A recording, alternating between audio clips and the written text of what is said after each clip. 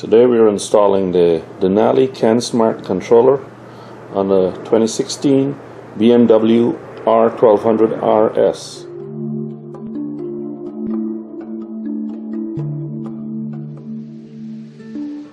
This simple video is going to walk us through the installation of this CANSmart controller.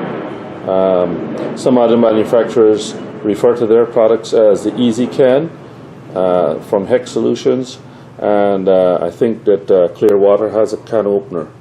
Essentially what it is a controller. This part here, the controller controls various circuits and integrates it with the CAN bus system on the BMW motorcycles. Typically the installation of the controller goes onto the rear seat, so we've got to remove the rear seat first. Removing my rear seat shows that I've got a lot of stuff underneath there that I've got to remove. So once I put that CANSmart controller under there, there's a good chance that I won't be able to store all of this stuff underneath there anymore. Let's get this stuff out of the way. Okay, with that stuff out of the way, you can see it's pretty clean underneath there, not too bad. I've got my Visitech Super Brake controller here that controls the rear light on this bike. Whenever you apply the brakes, it actually starts flashing a set of flashes, and then it comes on hard. So that's already installed. So we got to read the instructions for the connecting the Denali and see how we can integrate all that together. Okay, the instructions say bikes with tire pressure monitoring. The RDC unit is located at the rear of the motorcycle compartment behind the passenger seat. Remove the seat and body panels in this area to gain access to the unit. Okay, that sounds simple enough. So, this is the passenger seat area.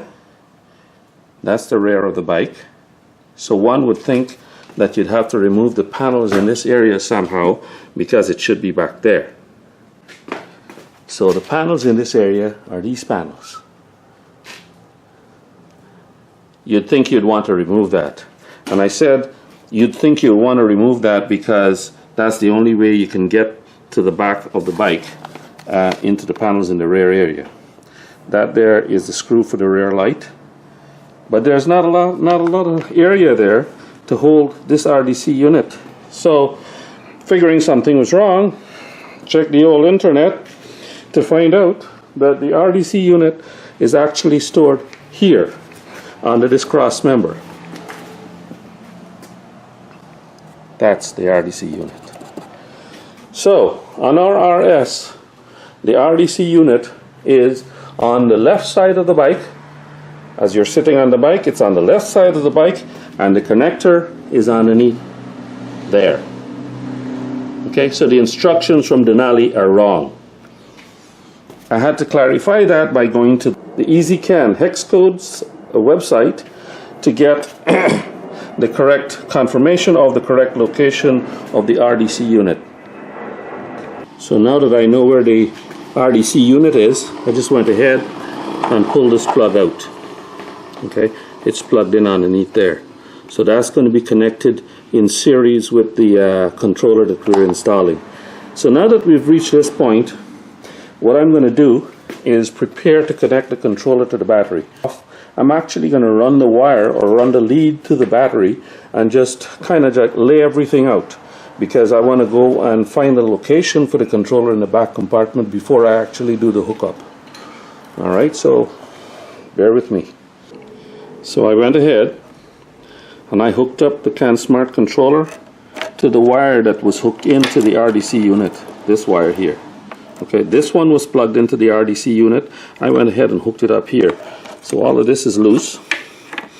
Okay, and then the other wire that goes to the battery is just as you can see hanging there. So I'm going to go route that, find the best way to route it, and then I'll finish off the connection here and plug the other end of this thing here into the RDC unit to complete the installation of that part.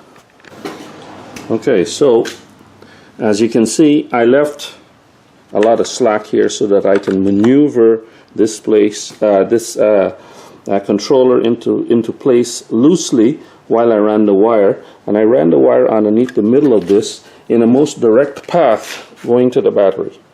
Okay, so what you want to do is go in the most direct path so that you can leave as much slack as possible here.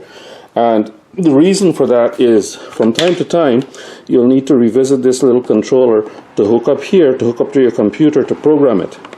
So you want to be able to access this thing. So the final connection of this should be in such a way that you can access the back of the controller easily and plug in your USB cable. Plus you'll want to be able to access all of this. So I ran it underneath here, and then as you can see that is the cable there. Comes across, what's that noise? Comes across, runs underneath here to the side of this, right? Tucked it underneath here, ran all the way across, and under through here.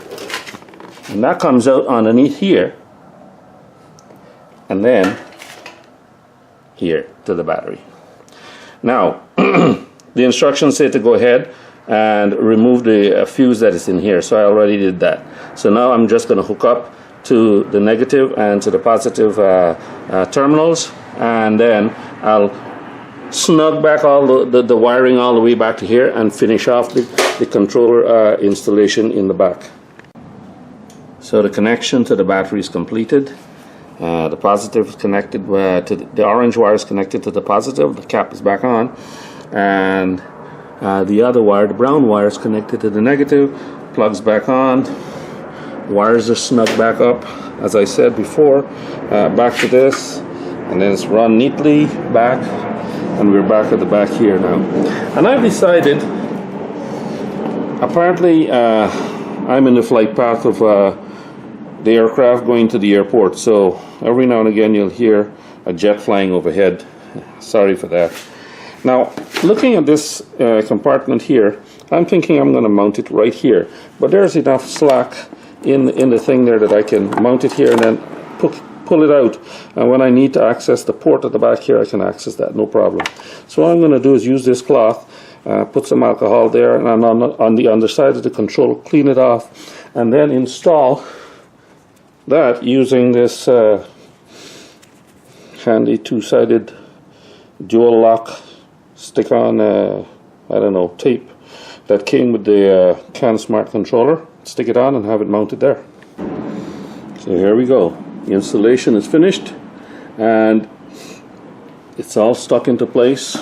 Now the only thing left to do is to install the software, or program the bike with the software that you can download from the website, and I'll talk more about that in a little while. But the controller is stuck to the side there, and I've got all of the little ends, connector here for future installations, and I've got this plugged in to the RDC unit underneath there. Don't know if you can see it, but it's plugged into the RDC unit underneath. So it's all connected, and the last thing to do, of course, is to put the fuse back in there, which I did. You can't see that now, but the fuse is in there. And then I'm going to put the cover back onto the battery compartment, and we'll call that job done.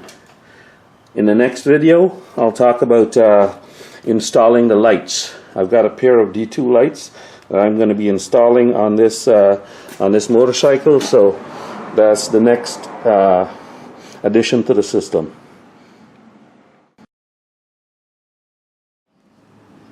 Well, for the first time, one of my videos has a prologue.